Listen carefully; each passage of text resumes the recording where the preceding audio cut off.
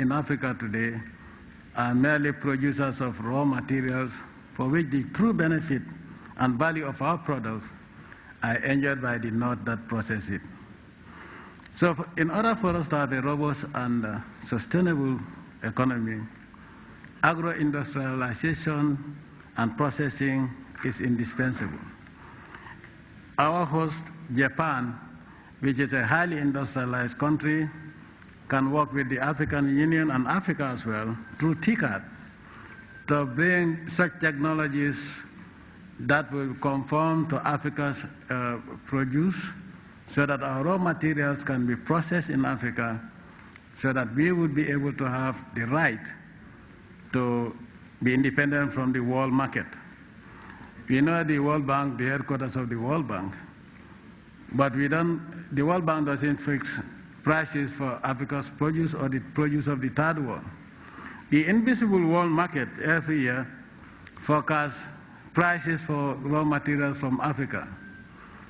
You will realize that most countries that buy African raw materials, especially agricultural, those companies that process African agricultural produce, like coffee for example, are wealthier than all African coffee producing countries put together. How is that possible? So in order to have an economy that is robust and sustainable, but also beneficial to the people of Africa, industrialization is indispensable. Value addition is indispensable. Thank God Japan is a highly industrialized country. We should work with TICAD and other institutions affiliated to TICAD and Japan to produce such technologies that can be used in even rural areas for processing and value addition of African produce. When we have that, then we will be able to have sustainable economies. Most of us have robust economies, but it's not sustainable because the determining factor is not in our hands. For African farmers to be as wealthy as European farmers, they must be in a position to be able to price their produce. Since what we produce is exported as raw, the indomitable world market fixes the price, and when it is processed, sends it back at a different price, take it or leave it. Unless we are independent of this invisible world market, we will not be able to have sustainable economy. We may have robust economy, but sustainability is out of the question, and we will not be able to extricate ourselves from abject poverty. I wish you all the best. Thank you.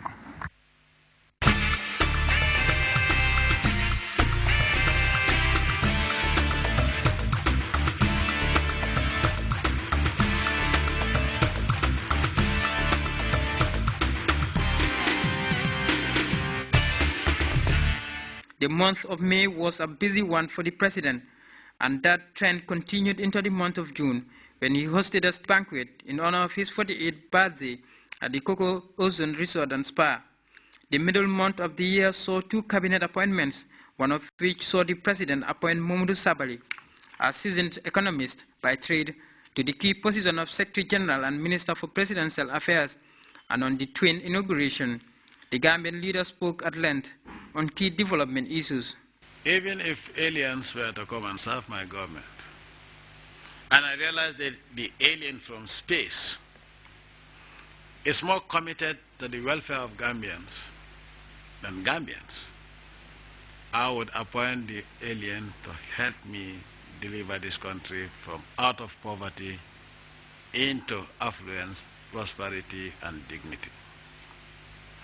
So whatever you might have passed through, consider it as a bumpy part of your flight path in this world. Don't hold grudge for anybody. You can take an example from what I went through. Those who have been in the army long enough, they know what I've passed through. Would I revenge? No. Because what I believe in is that if you, as a human being, a mortal person like me, believe that you should decide what I should become, what I should get and I shouldn't get, and God says, no, I'm the creator and I'm the supreme authority and I decide what each of you gets. And I get what the Almighty has given to me.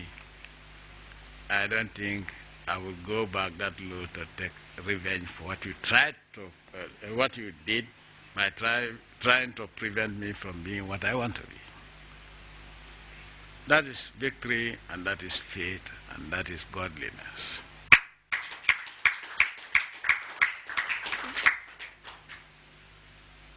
I have heard from many quarters, oh, we need to Gambianize, we need to Gambianize, yes. It is not bad to Gambianize as long as Gambians would live up to expectation. There are excellent Gambians, but there are also non-excellent Gambians. So in humanity, you find all shades of human beings, the good, the bad, and the ugly. But at the end of the day, humanity is spelled humanity. The human race is the human race. And no matter where you believe you came from, you cannot escape the fact that you are created by the Almighty Allah, and you came to this earth through Adam and Eve. So, in appointing any human being to any position in this country, in tandem with the constitution of the country, I don't care where you come from.